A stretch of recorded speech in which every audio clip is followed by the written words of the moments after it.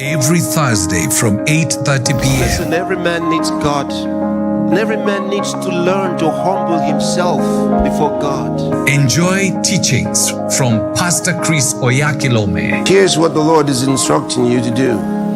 Prepare yourself in the Word of God. Feed your faith. Prepare yourself in the Word. Build your faith and get to know who you are in Christ Jesus. Feed your faith. There's a spiritual attack of some kind through sickness. Build your faith strong. Every Thursday from 8:30 p.m. on EBN TV, transforming your world.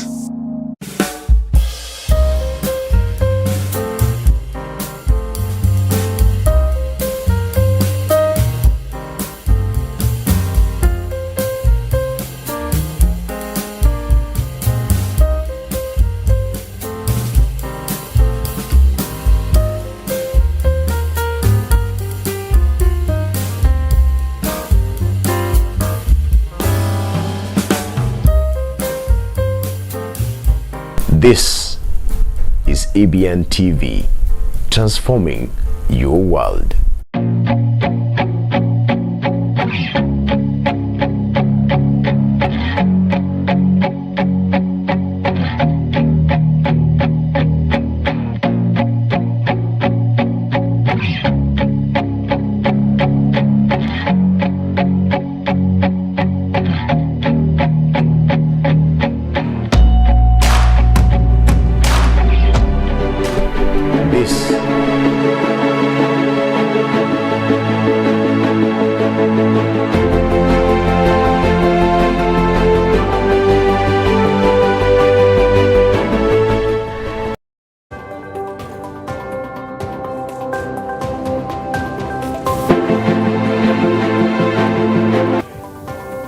Good evening, wherever you're watching us from. This is EBN TV Prime Edition. My name is Consolata Chibalonza, and here is what we have in store for you. And definitely kicking us off is what is going on right now in the country. The heavy rains. 5 more people have drowned, causing the total number of deaths to rise to 70 in separate incidents across the country as floods caused by the ongoing rains continue to wreak havoc. Thousands have also been displaced from their homes as villages remained marooned due to the flooding witnessed in the country. The residents of Tana River have been forced to move their homes and get tents from the Red Cross organization to shelter themselves. According to the Red Cross organization in the coastal area, Tana River County has been mostly affected, and with the situation, the residents may get different diseases. These residents are now asking the central government and the county government to build permanent houses for them to shelter in mayhem areas. Kutokea saa 8 mpaka asubuhi mvua imetunyeshea, shughuli yote imesimama. So tumelala hivyo, tumeamka salama. Saa hii ndio mvua imepita kidogo, tunaendelea kujenga. Na hii pamoja na vyombo na watoto, hii tarabala pia hatutoshi. Ni kidogo sana. Tunaomba serikali atujengee kama wale wengine. Kama viongozi wa dini, sisi tunaomba serikali kuu. Kila mara hawa watu wanatoka nje, mafuriko yakisha warudi kwa maji. Ombi letu kwa serikali, hii sehemu ambayo serikali imewapatia, wajengewe majumba ya permanent. Wakishajengewa majumba ya permanent, ile sehemu ambayo imebaki inaweza kuwa ni sehemu ya mifugo, sehemu ya shamba, wanaweza all the toilet got to get washed by the flood, and they all flow towards the lake. Some flow towards around the lake, River Kuja, towards the lake. So you get that people now have no toilets to go. So majority just go to open defecation, and actually water washes them away. It is the same water being used for cooking, for washing utensils, and other domestic activities. Tatizo ambalo tunalitarajia pengine litakuwa katika sehemu hii, wanachota maji kwenye mto huu ambao mto huu umebeba uchafu wote sasa hivi, na hiyo huenda ikaleta madhara. Still on the raging floods, about 500 residents of Nyando constituency in Kisumu County have been displaced after the Nyando River broke its banks and caused floodings. The residents also accused all levels of government of inaction, claiming that they have not received any help for 2 weeks since their relocation. The Red Cross has revealed that more than 40,000 families have been displaced from their homes due to the floods. Now, just to note, an incident happened where someone died and they were not able to bury the body because of the ongoing floods. Tuko na shida kwa sababu hatujui pale tutapeleka maiti ambayo tutashika maiti.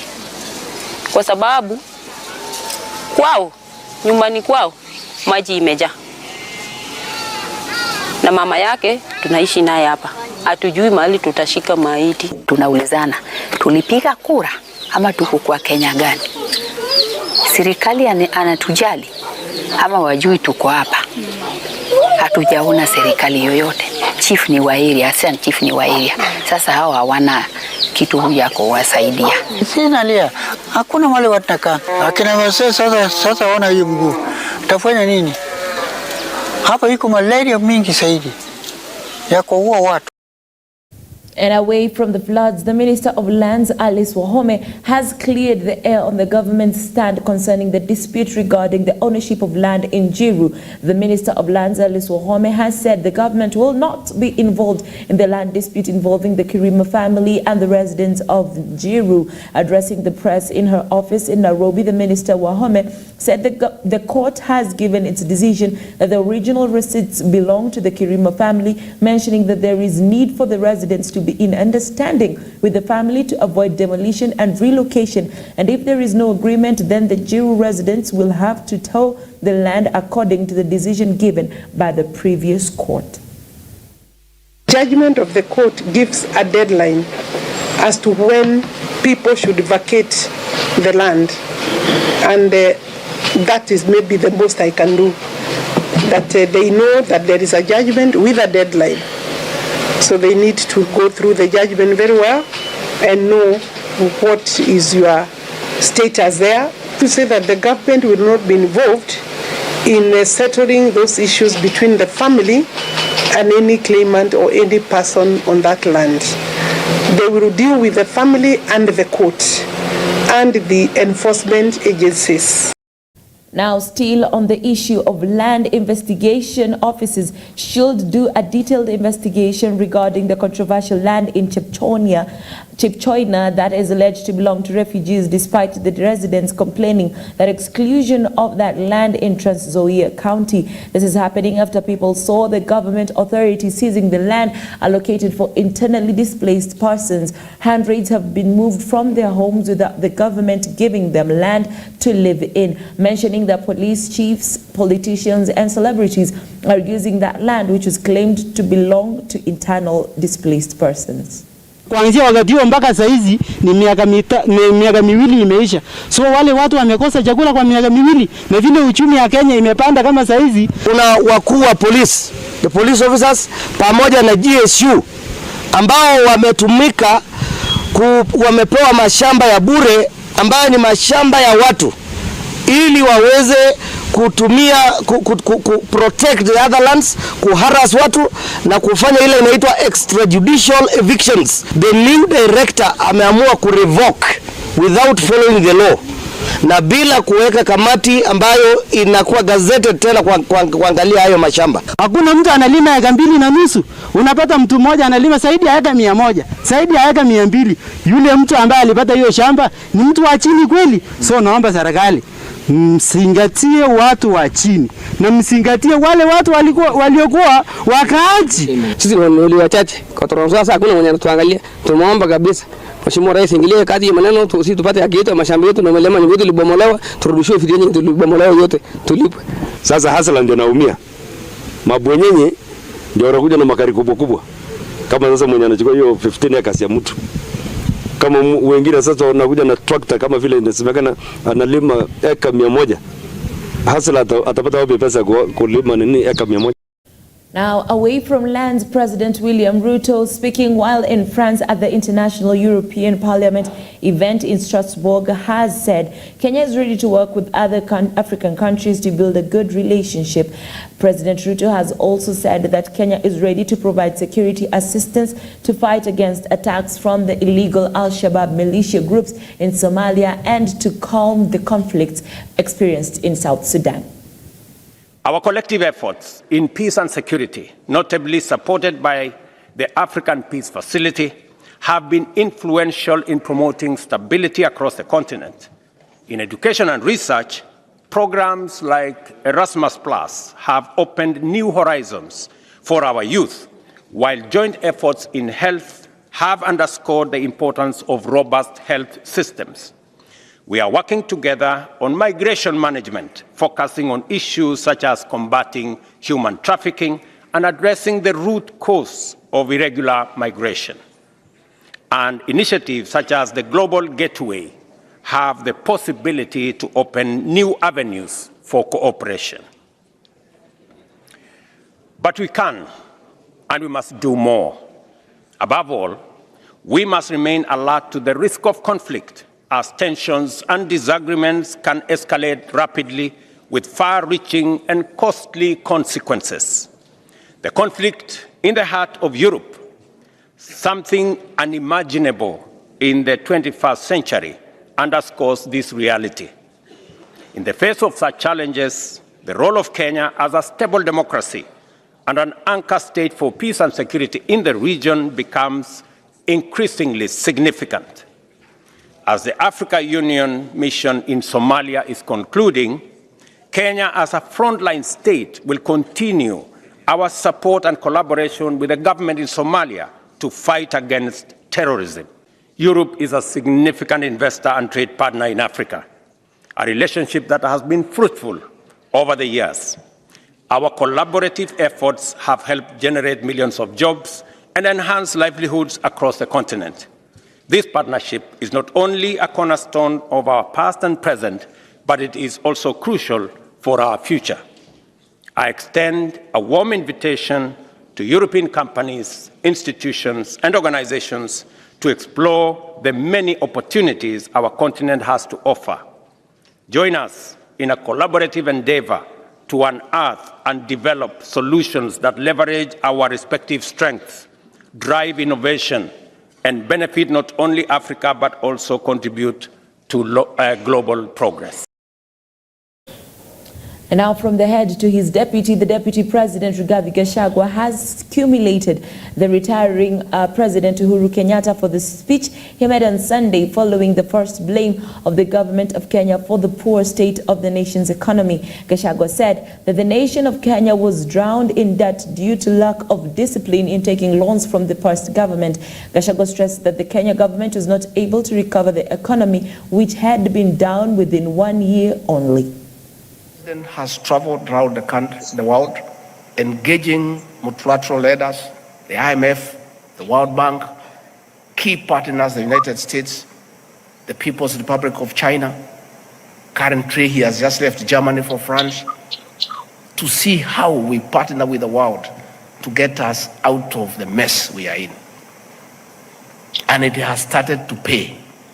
Yesterday, the World Bank made a huge pronouncement of $12 billion in the next 3 years, concessional loan on very low interest, as opposed to trying to borrow money here from local banks. The IMF 4 days ago made a similar announcement of a huge intervention. We have public roads that have all stalled.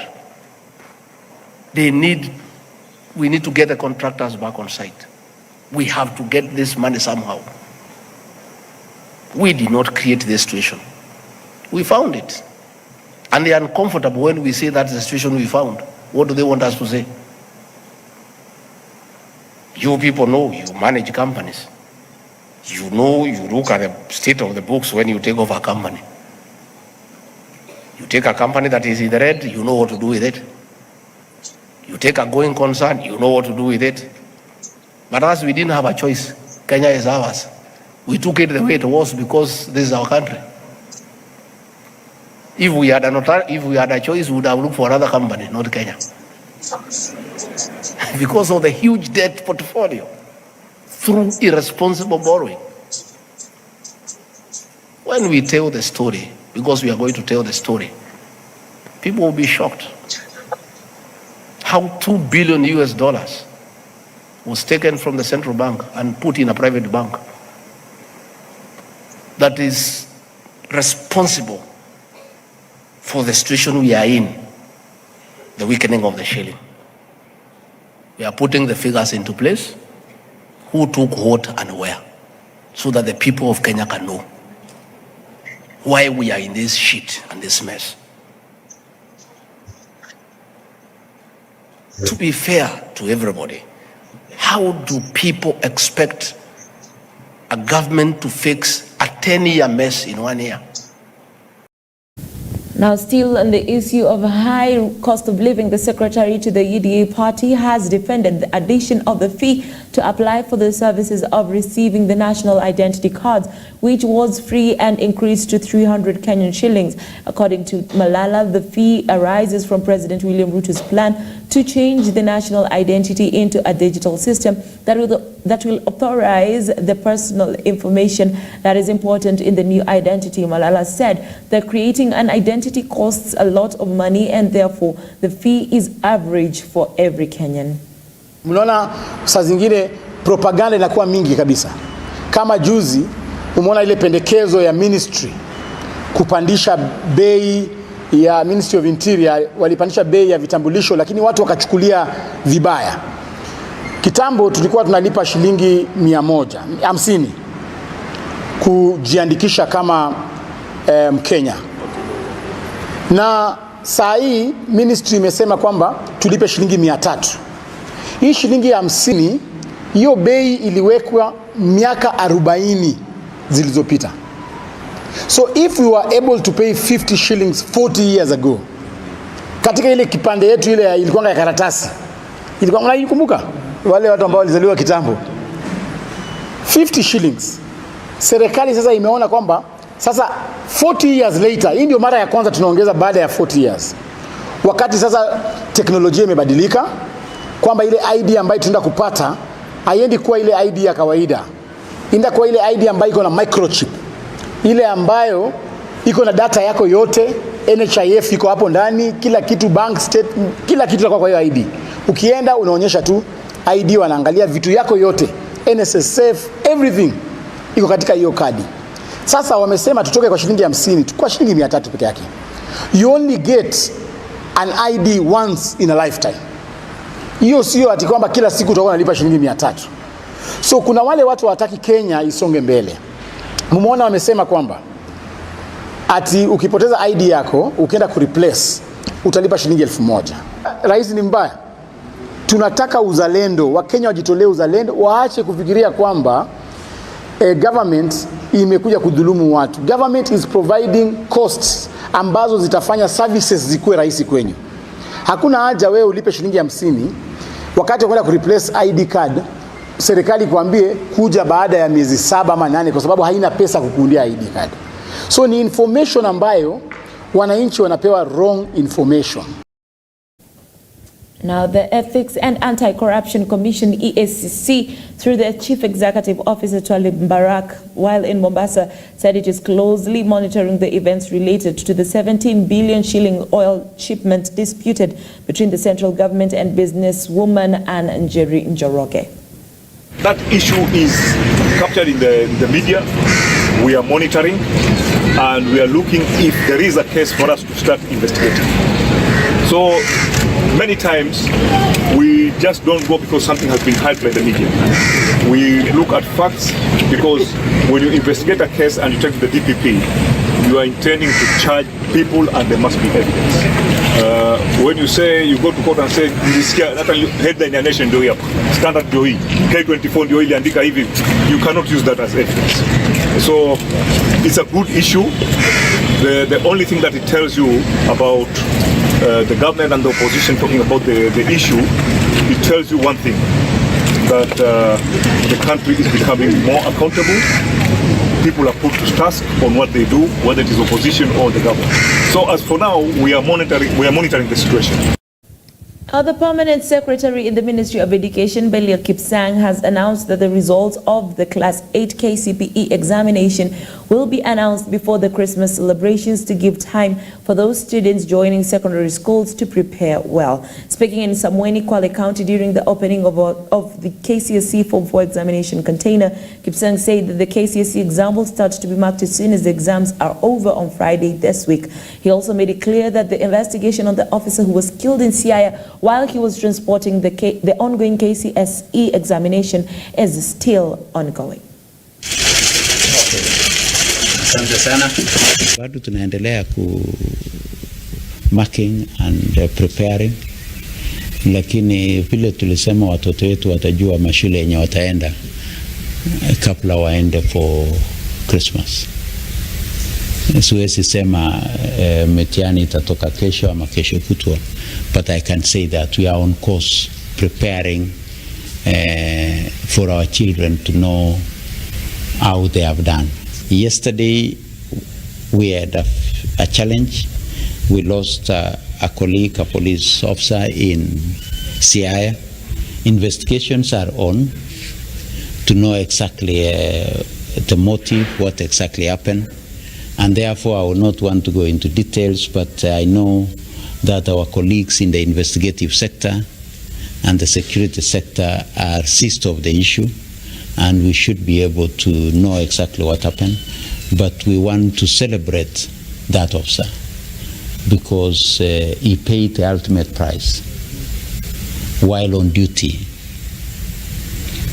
to be able to co-create our children by ensuring that the safety of our children and the safety of the examination is protected. So we stand with the family. I know yesterday the Cabinet Secretary released a message of condolences to the family.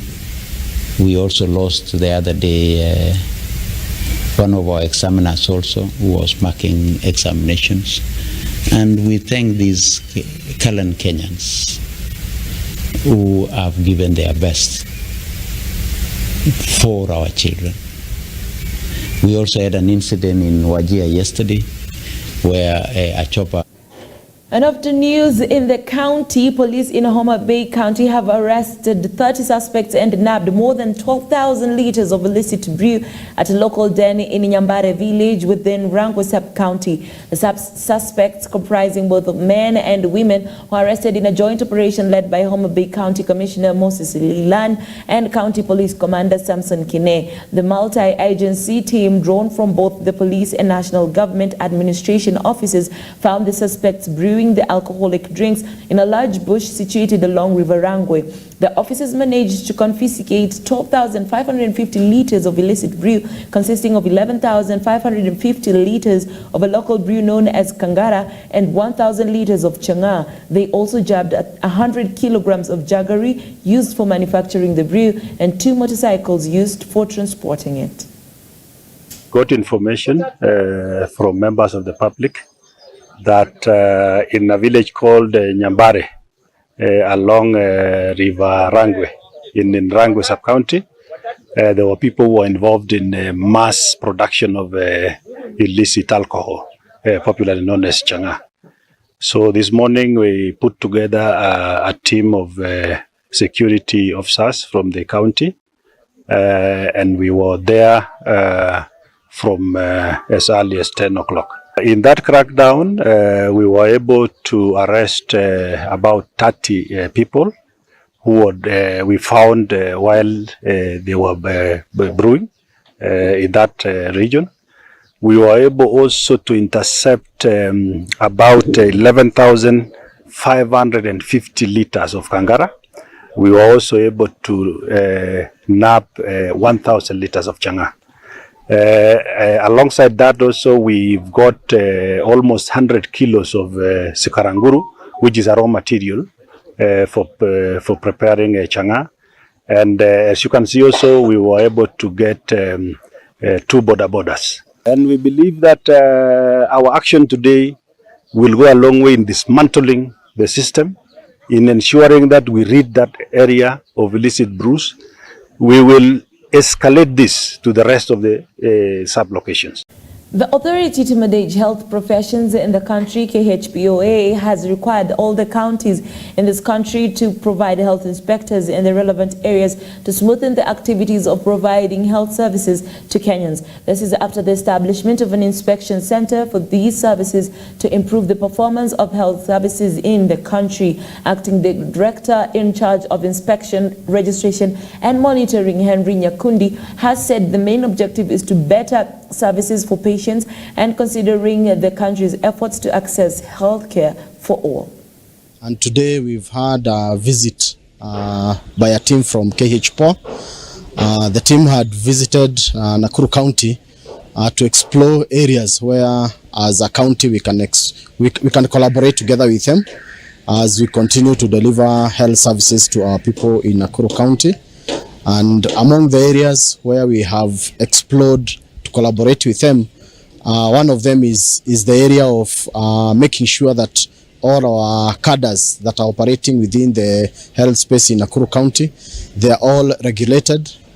We have cadres that had not been recognized initially, and the essence of this collaboration is also to explore areas where these cadres can be recognized. Those cadres that have not been getting proper training in their areas of specialization, they also get that training so that we can be able to know areas of collaboration between the Kenya Health Professions over the authority and the county governments. More specifically, this time round, we are here at the county government of Nakuru. And basically, the Kenya Health Professions Oversight Authority is a state department under the Ministry of Health. And it's an oversight authority that is providing oversight over the regulatory boards and councils under the Ministry of Health. And the functions of the authority are basically spelled out in the Health Acts, and one of them being coordination of joint inspections with the regulatory boards and councils.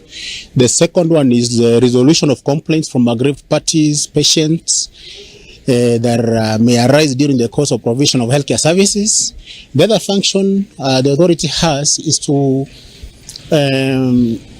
oversee the execution of mandates of the respective boards and councils under the Ministry of Health. And of course, the authority has a function of promoting interprofessional liaison between the professional regulators within the Ministry of Health. So basically, those are the functions of the authority. Still in the Ministry of Health, Kisii County Health Department officers in cooperation with police officers have seized public hospital drugs in a fake and private clinic in the county. The officers of the Kisii County Health Department have raised allegations of large theft of medicine in public hospitals, while an investigation has been initiated in relation to the availability of those public drugs.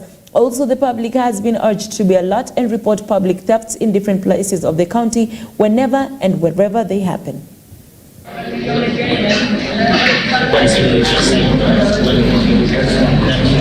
Members of the public gave information that the clinic was operating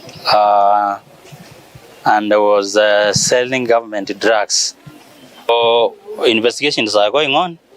We will give more information when the DCI completes the investigations. I am appealing to the members of the public whenever they go to seek for treatment, they go to places that are licensed and authorized to operate. They impounded some drugs, and these drugs, some of them were GOK drugs. As my colleague has said, the drugs which were impounded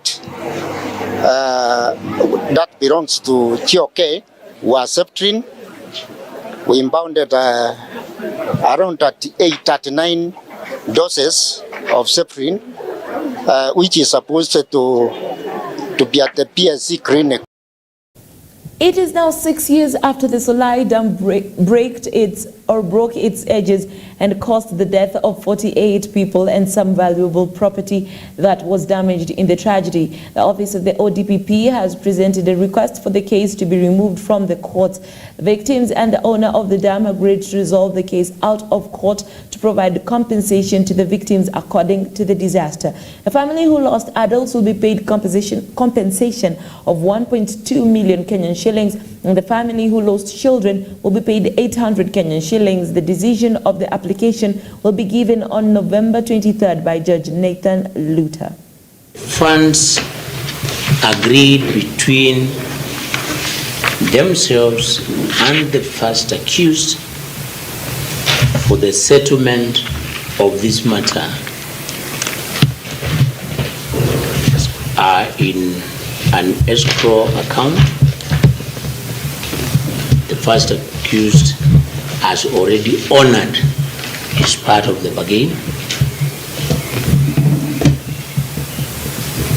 And what stands between them and the money is the withdrawal of this matter, which we urge Your Honor to grant,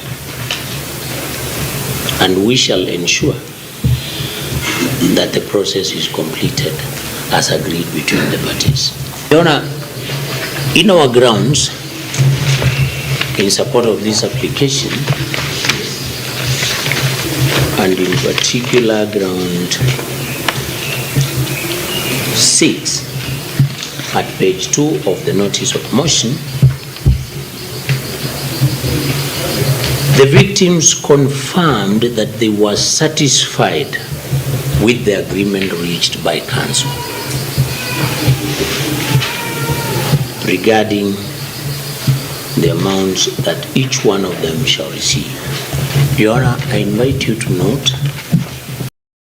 And moving all the way to Eldoret, the government has launched more than 100 grain dryers which will help farmers to deal with post-harvest losses throughout the country, especially during the rainy times in Eldoret, Uasin Gishu County. Speaking at the launch, Agriculture CS Minthika Linturi has said that the dryers are a provision of the government to assure farmers everywhere that the country does not experience losses during the harvest, but instead to gather more benefits.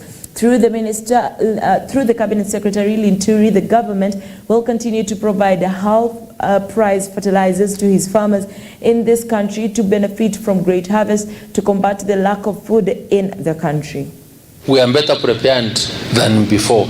So number one, I want to assure the farmers, kama tulinjaribu within 1 year na tumefanya hiyo kazi, this time round the distribution of fertilizer will be better. We have adequate supply of fertilizer, and we only tell you, do your main business, which is kwenda kwa shamba, weka fertilizer, palilia, tuvune, tumekuletea dryer, masto iko. So hakuna mkulima anapaswa kuwa na wasiwasi, sababu pande yetu ya serikali tunafanya yale yanapaswa kufanyika. And now the efforts of the Deputy President Rigathi Gachagwa's wife, Pastor Dorcas Gachagua, to save the boy child have seen to bear fruits, with many receiving help. Former journalist Johanna Chacha is one of those who benefited from the project while he was saved from alcohol addiction, which was the main source of him losing his job. Kwa majina, mimi naitwa Johanna Chacha. Mimi nimesomea taaluma ya wanahabari.